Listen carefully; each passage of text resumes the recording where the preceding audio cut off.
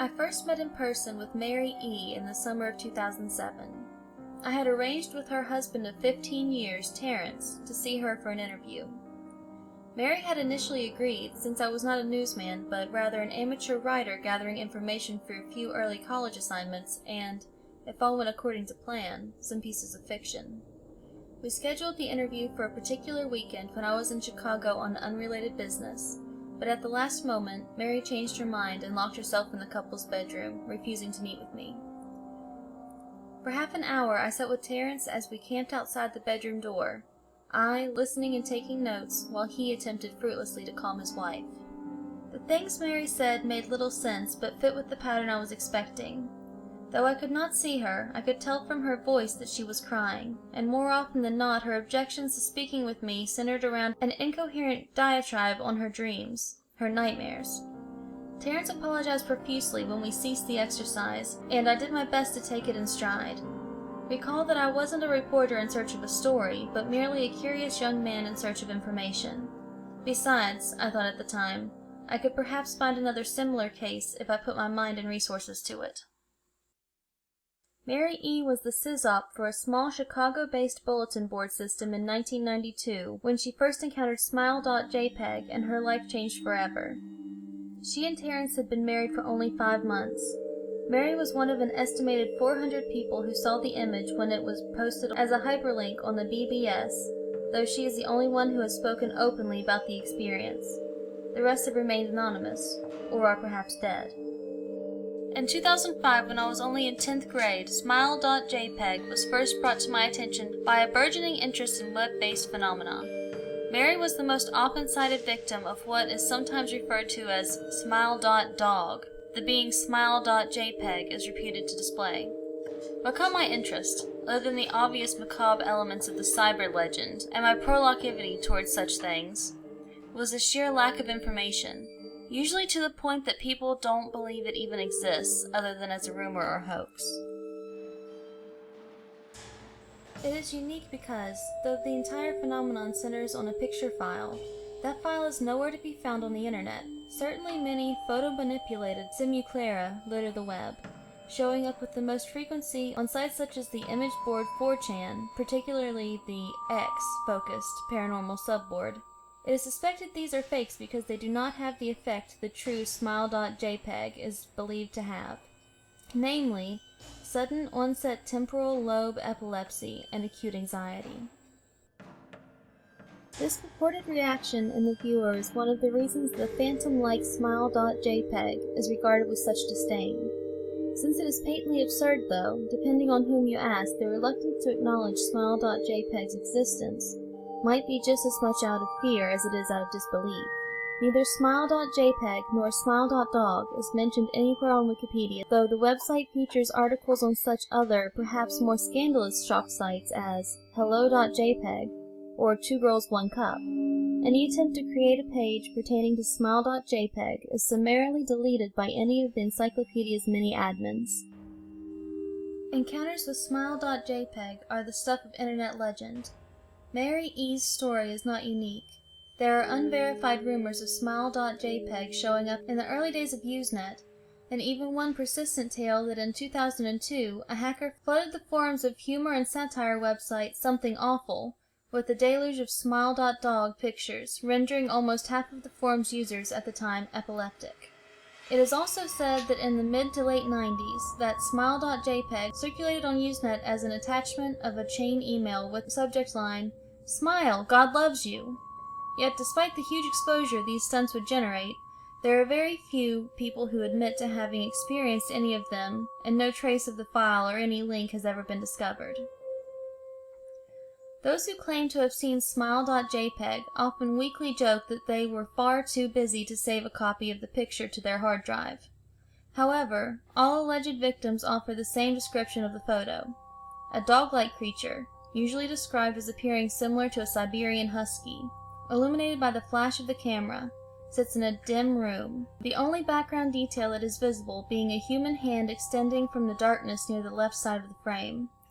The hand is empty, but is usually described as beckoning, Of course, most attention is given to the dog, or dog creature, as some victims are more certain than others about what they claim to have seen. The muzzle of the beast is reputedly split in a wide grin, revealing 2 rows of very white, very straight, very sharp, very human-looking teeth. This is, of course, not a description given immediately after viewing the picture, but rather a recollection of the victims, who claim to have seen the picture endlessly repeated in their mind's eye during the time they are, in reality, having epileptic fits. These fits are reported to continue intermittently, often while the victims sleep, resulting in very vivid and disturbing nightmares. These may be treated with medication, though in some cases it is more effective than others.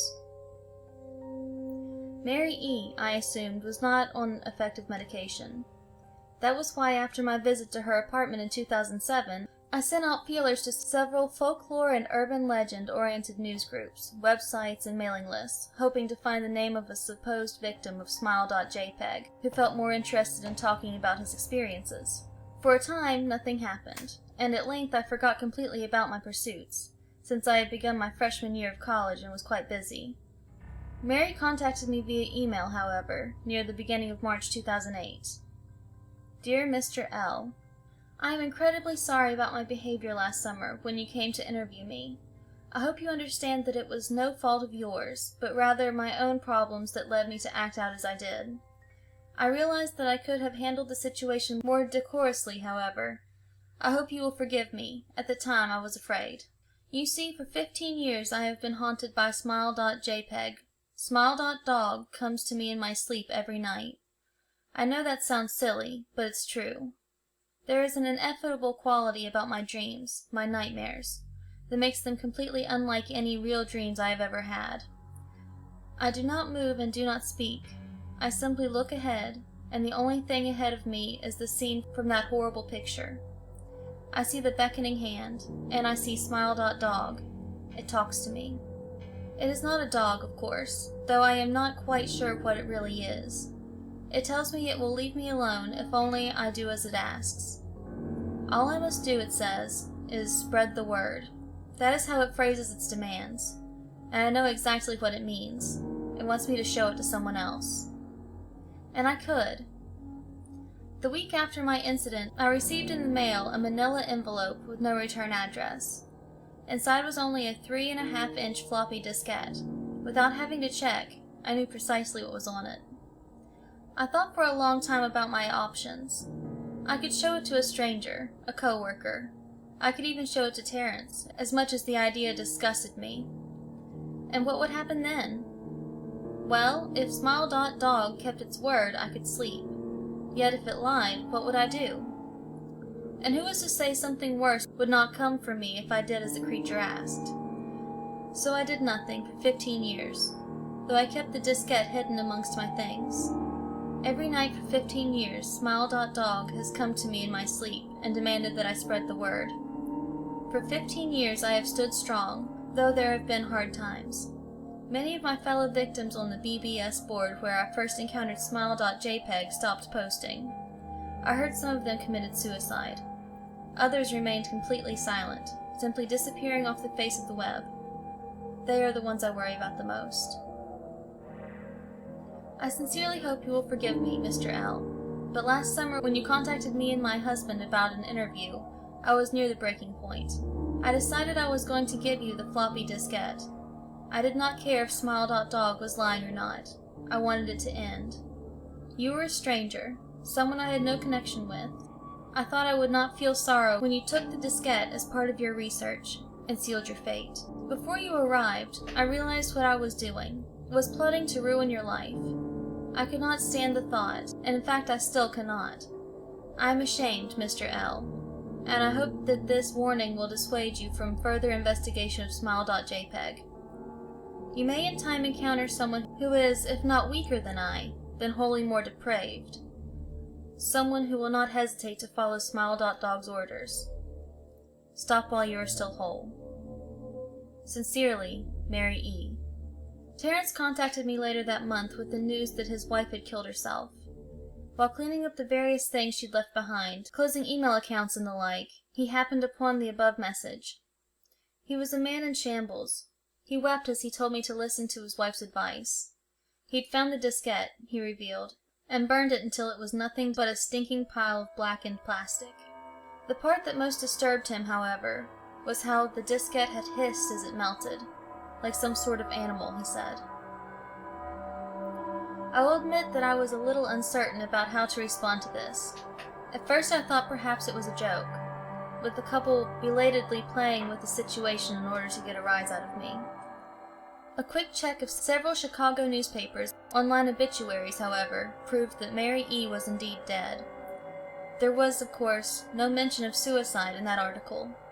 I decided that, for a time at least, I would not further pursue the subject of smile.jpeg, especially since I had finals coming up at the end of May. But the world has odd ways of testing us. Almost a full year after I'd returned from my disastrous interview with Mary E., I received another email. Hello.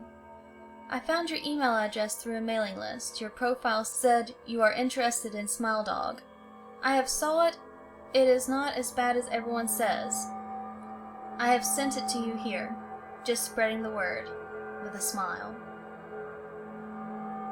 The final line chilled me to the bone. According to my email client, there was one file attachment called, naturally, smile.jpeg.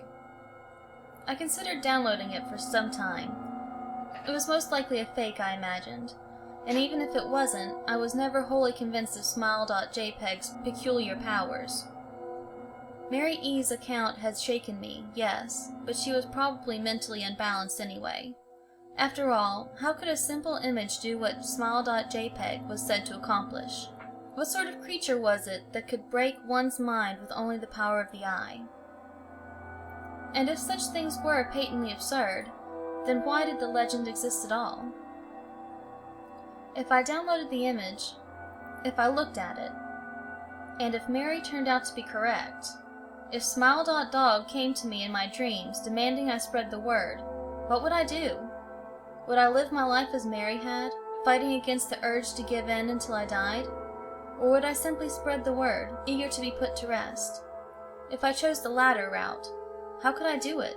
Whom would I burden in turn? If I went through with my early intention to write a short article about smile.jpeg, I decided, I could attach it as evidence, and anyone who read the article, anyone who took interest, would be affected. And even assuming the smile.jpeg attached to the email was genuine, would I be capricious enough to save myself in that manner? Could I spread the word? Yes. Yes, I could.